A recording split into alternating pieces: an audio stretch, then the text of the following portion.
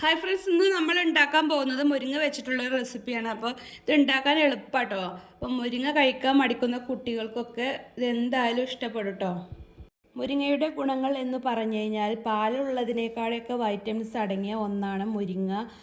അതുപോലെ തന്നെ പൊട്ടാസ്യം, ഇരുമ്പ്, അമിനോ ആസിഡ്, പിന്നെ അതുപോലെ വൈറ്റമിൻ സി അധികം അടങ്ങിയിട്ടുള്ള ഒന്നാണ് മുരിങ്ങ.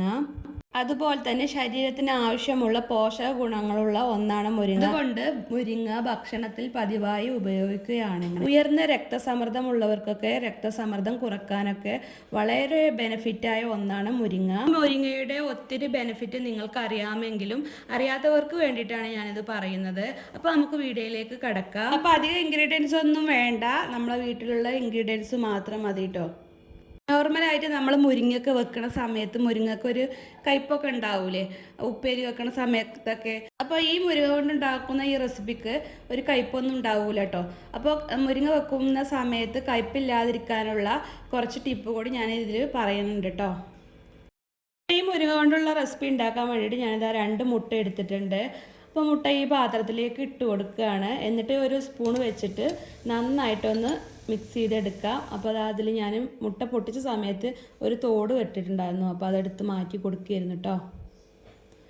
ഇത് നന്നായിട്ട് ഞാനത് ആ സ്പൂൺ വെച്ചിട്ട് നന്നായിട്ട് മിക്സ് ചെയ്തിട്ടുണ്ട്. ഇനി ഇതിലേക്ക് നമ്മൾ കുറച്ച് ഉപ്പ് ഇട്ട് കൊടുക്കുന്നുണ്ട്.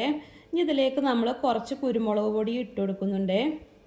ഈ കുരുമുളക് പൊടി ഇട്ട് കൊടുത്തിട്ട് ഇത് നന്നായിട്ടൊന്ന് മിക്സ് ചെയ്തെടുക്കുക. മുട്ടയിലേക്ക് ഇത് അതുപോലെ കുരുമുളക് പൊടി ഇട്ട് കൊടുത്ത് നന്നായിട്ട് ഇതുപോലെ മിക്സ് ചെയ്ത് കൊടുക്കുകയാണെങ്കിൽ മുട്ടയ്ക്ക് ഒട്ടും പച്ചച്ചോവ ഉണ്ടാവില്ല. നമ്മൾ പൊരിക്കണ സമയത്ത് പച്ചച്ചോവ ഉണ്ടാകാതിരിക്കാൻ വേണ്ടിയിട്ടാണ് ഇങ്ങനെ ചെയ്യണത്. ഇവിടെ ഒരു പാൻ വെച്ചിട്ടുണ്ട്, അതിലേക്ക് ഞാൻ കുറച്ച് ഓയിൽ ഒഴിച്ചു കൊടുക്കുകയാണ്. സൺഫ്ലവർ ഓയിലാണ് കേട്ടോ ഇത്.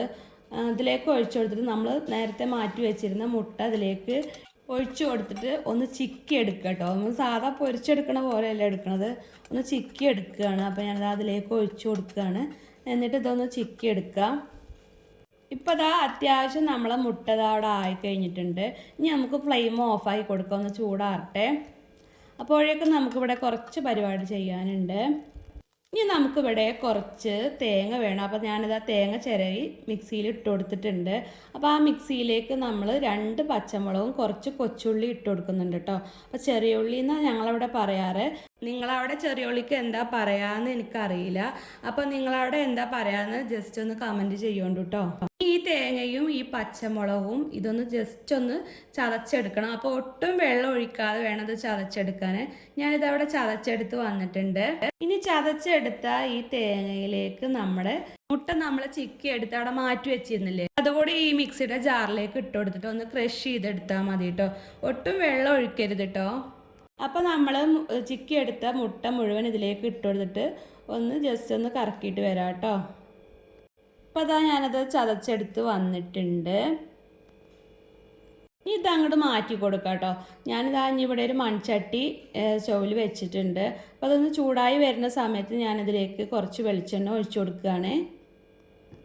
അപ്പോൾ വെളിച്ചെണ്ണ ഒന്ന് ചൂടായി വരുന്ന സമയത്ത് ഞാനതിലേക്ക് 3 ചെറിയ ഉള്ളി ചെറുതായി കട്ട് ചെയ്ത് കൂടി ഇട്ട് കൊടുക്കുന്നുണ്ട് കേട്ടോ.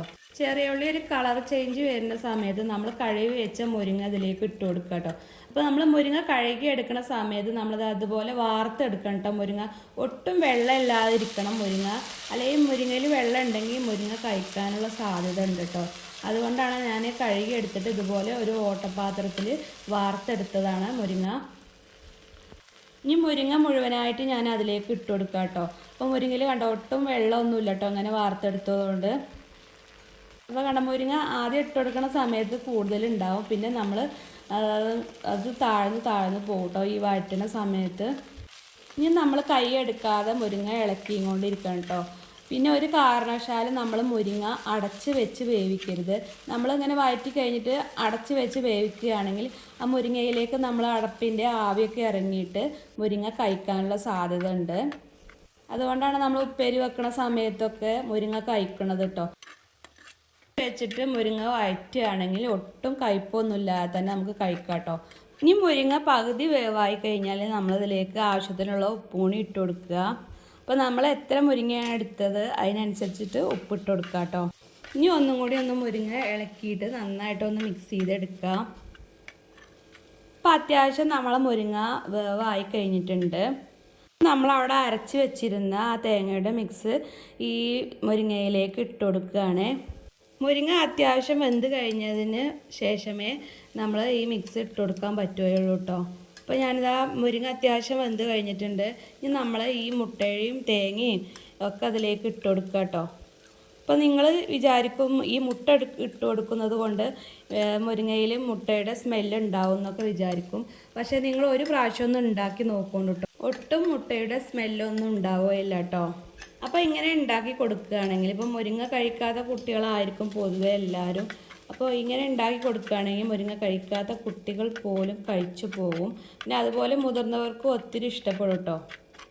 പിന്നെ ഇതൊക്കെ ചെയ്യുന്ന സമയത്ത് നമ്മൾ ഫ്ലെയിം കുറച്ചിട്ട് വേണം ചെയ്യാൻ. തേങ്ങ ഇട്ടിട്ട് ഇതുപോലെ ഒന്ന് മിക്സ് ചെയ്തെടുത്ത് കഴിഞ്ഞ് കഴിഞ്ഞാൽ ഇതുപോലെ ആയിരിക്കും കേട്ടോ നമ്മളെ മുരിങ്ങ. അപ്പോൾ കാണുന്ന പോലെ തന്നെ കഴിക്കാൻ നല്ല ടേസ്റ്റാണ് കേട്ടോ. പിന്നെ ഒത്തിരി ബെനിഫിറ്റ് അടങ്ങിയ ഒന്നാണ് മുരിങ്ങ. അപ്പോൾ ഇങ്ങനെയൊക്കെ ഉണ്ടാക്കി കൊടുക്കുകയാണെങ്കിൽ മുരിങ്ങ കഴിക്കാത്തവർ പോലും കഴിച്ചു പോകും. പിന്നെ ചോറ് കഴിക്കാൻ കറിയുടെ ഒന്നും ആവശ്യമില്ല, ഈ ഒരു ഉപ്പേരി മാത്രം മതി കേട്ടോ. അപ്പോൾ എല്ലാവരും ഒരു പ്രാവശ്യമെങ്കിലും ഇതൊന്ന് ട്രൈ ചെയ്ത് നോക്കുകൊണ്ടു. പിന്നെ വീഡിയോ ഇഷ്ടപ്പെടുകയാണെങ്കിൽ ലൈക്ക് ചെയ്യാൻ മറക്കണ്ട കേട്ടോ.